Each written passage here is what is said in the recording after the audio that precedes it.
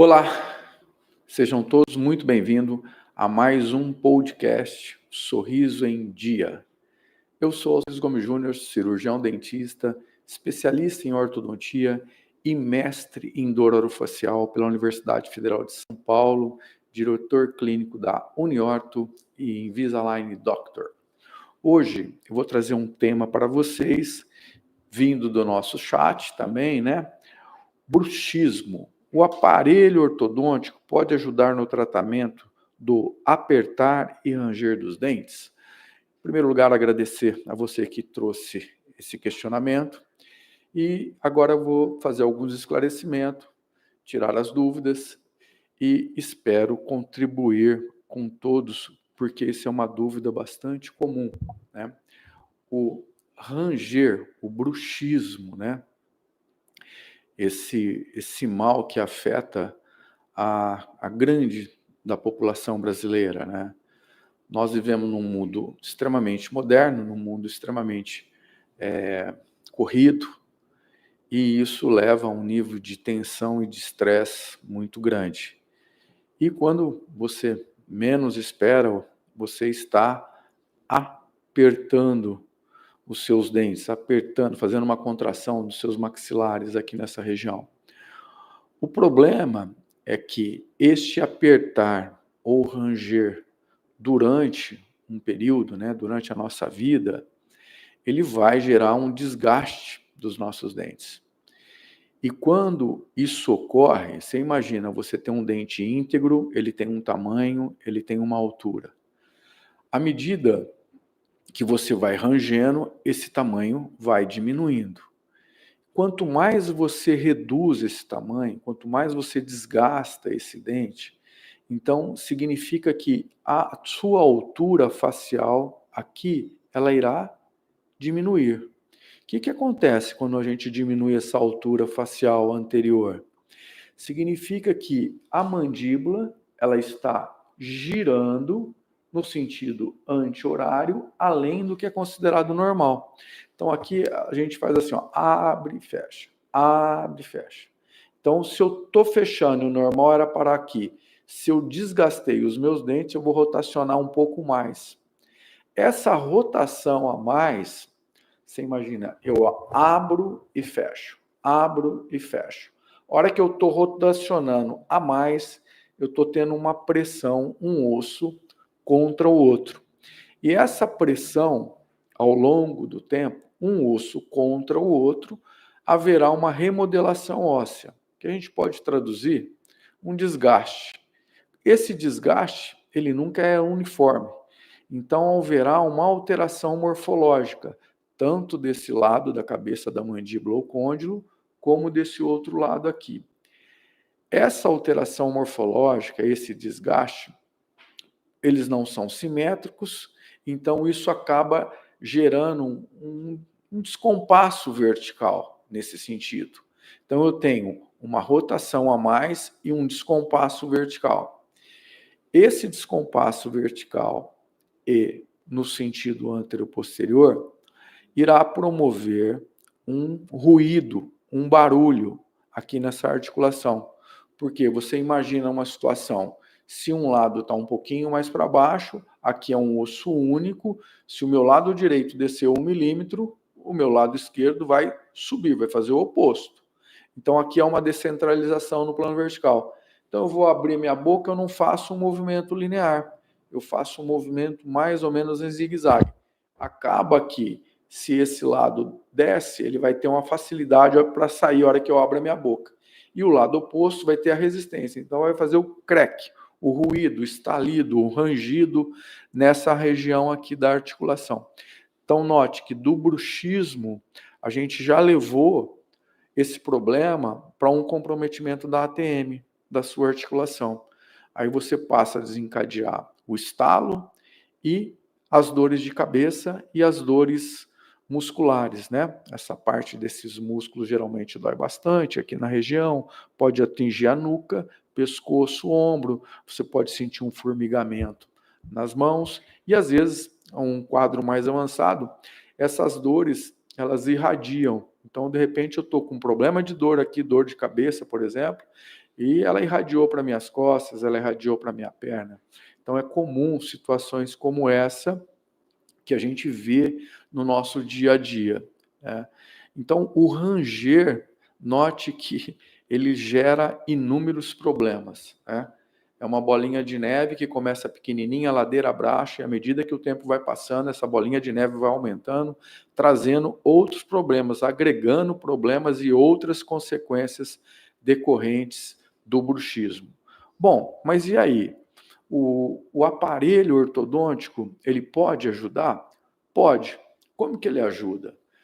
Imagine só se a gente fosse colocar um aparelho ortodôntico fixo, falando de um aparelho convencional fixo, tá? Ele vai gerar uma dor.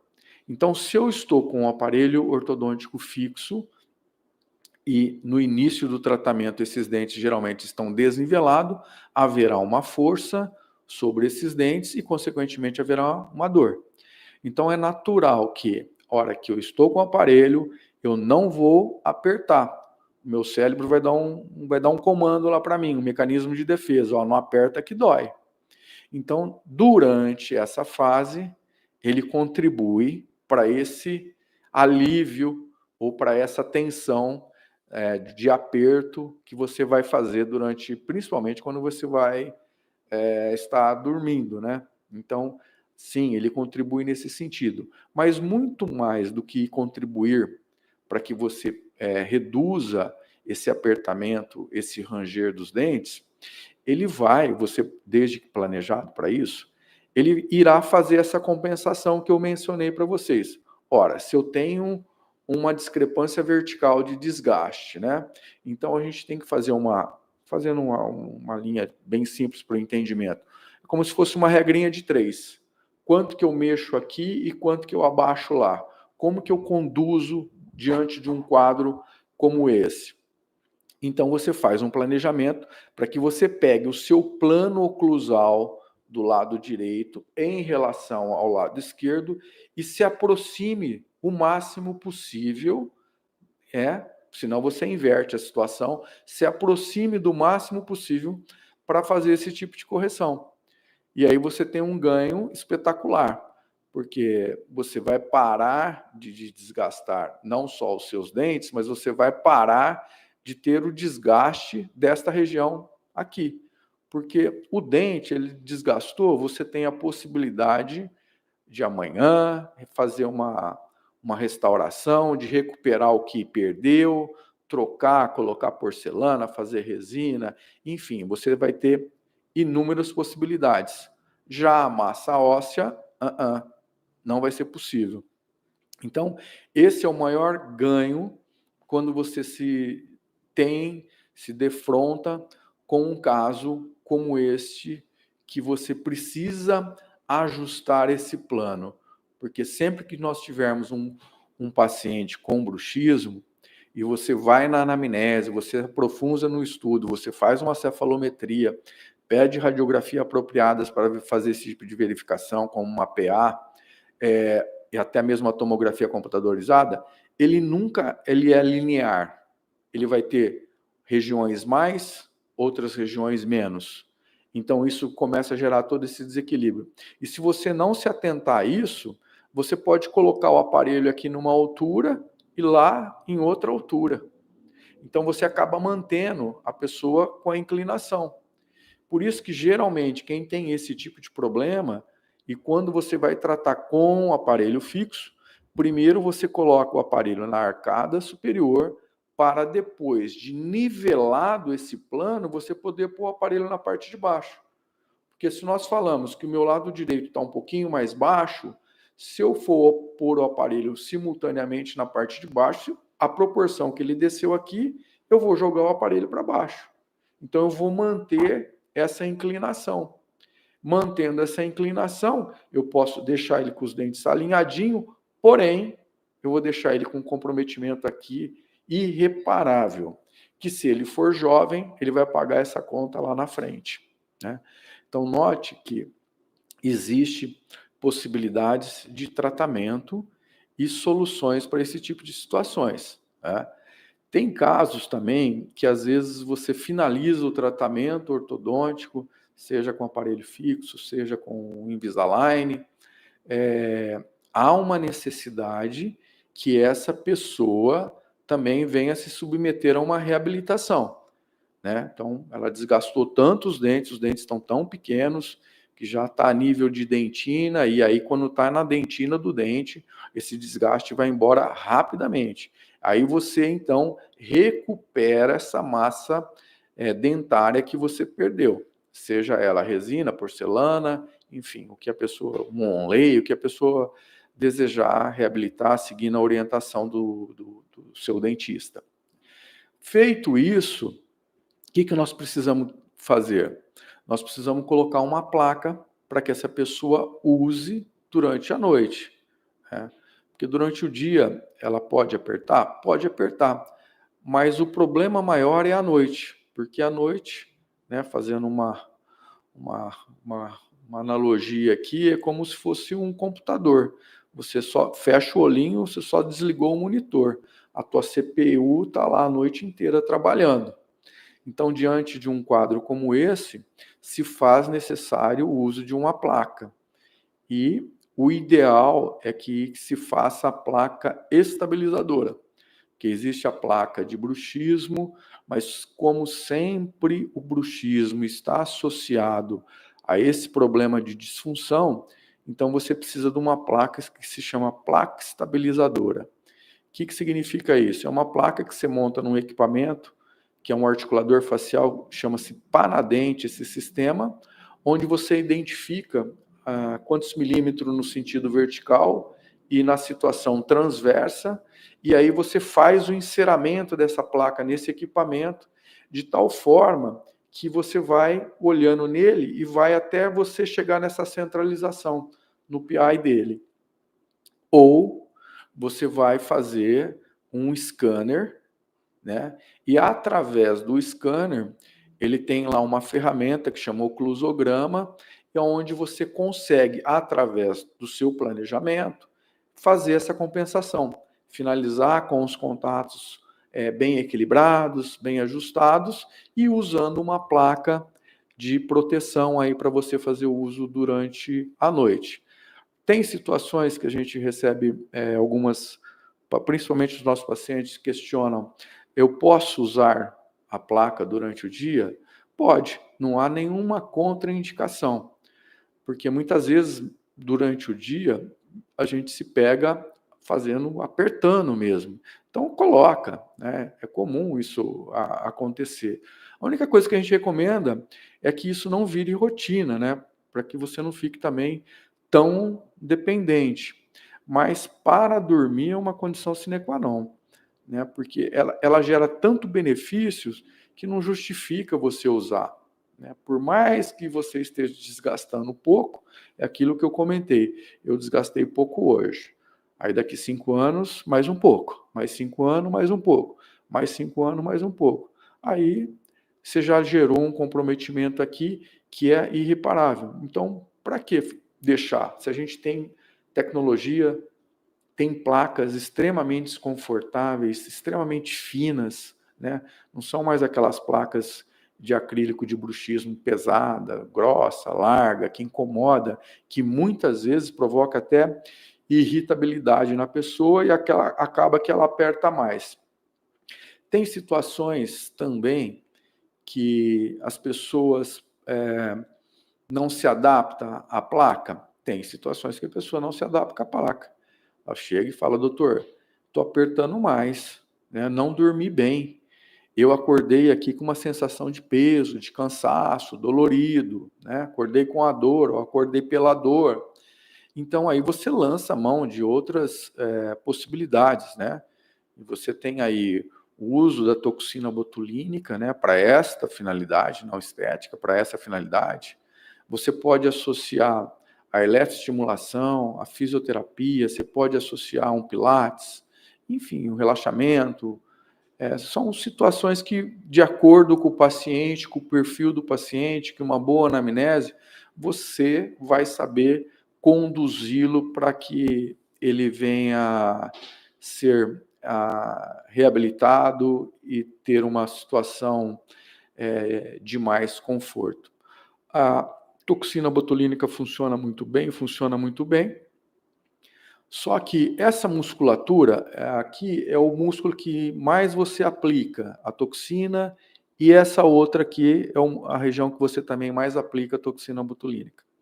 Por quê? Tanto esse músculo quanto esse músculo, né, o temporal e o masseter, são os músculos elevadores da mastigação, da mandíbula, da força, do corte. E nós trabalhamos com essa musculatura o dia todo. Nós mastigamos, nós estamos conversando, né? Deglutindo, saliva. Então, tudo isso é um músculo que ele trabalha, vamos dizer assim, 24 horas. Se você faz a aplicação da toxina botulínica nesse tipo de musculatura, então significa que a ação dela de durabilidade não vai ser como muitas vezes a gente ouve as pessoas dizer, dura 6 meses. Não, não dura 6 meses, entendeu? Vai durar aí, dependendo do caso, 2, 4 meses. O que pode acontecer que você depois, aplicando novamente, fazendo aplicações recorrentes, você vai então aumentando esse prazo. Mas falar que você vai fazer uma aplicação hoje e você vai voltar só daqui a 6 meses, negativo, isso não é fato. Então, eu só estou fazendo esse parênteses aqui também para esclarecer isso para vocês. E, diante desse esclarecimento, espero ter contribuído aqui com o questionamento sobre essa pergunta que nós recebemos no chat. Agradecer a vocês que realizaram essa pergunta. E se tiverem mais algum questionamento, mais alguma pergunta, mais alguma dúvida, envia para nós pelo chat. Nós estaremos aqui para responder com o maior prazer, esclarecer, tirar as dúvidas, né? Porque às vezes você leva esse tipo de informação, e muitas vezes tem pessoas aí que estão sofrendo e não relacionam, né? Muitas vezes a pessoa não relaciona dores de cabeça com dentes, né? Geralmente ela vai procurar o que é normal, vai procurar um médico primeiro, um neurologista, um otorrino, um oftalmo, né? Que é o que mais nós recebemos de indicação, né? Porque o profissional médico ele vai, faz a investigação, realiza os exames, vê que não tem nada relacionado a problema neurológico, ou quadro de enxaqueca, ou se for um otorrino, dores de ouvido, e acaba encaminhando para a gente, né? Então, eu espero que isso contribua, né? Porque às vezes a pessoa tem dores, eu já tive casos de pessoas que a dor era tanta que ela se trancava num quarto. E os filhos achavam que a pessoa, por ser uma pessoa de idosa, ela não estava batendo muito bem. E não era nada disso. É que com dor, ninguém está feliz. Então ela ficava num quarto, se trancava lá no escuro e ficava ali. E ela teve a felicidade de ver uma entrevista minha no Diário da Região, no jornal aqui de São José do Rio Preto, e nos procurou. E nós conseguimos livrá-la desse problema, né? Transformar essa vida aí, né? Então, é desta forma e de perguntas como essas que a gente espera estar contribuindo com todos vocês. Então, mais uma vez, muito obrigado. Uma excelente semana a todos e até a próxima semana com mais um podcast Sorriso em Dia. Muito obrigado, um abraço a todos vocês e uma excelente semana.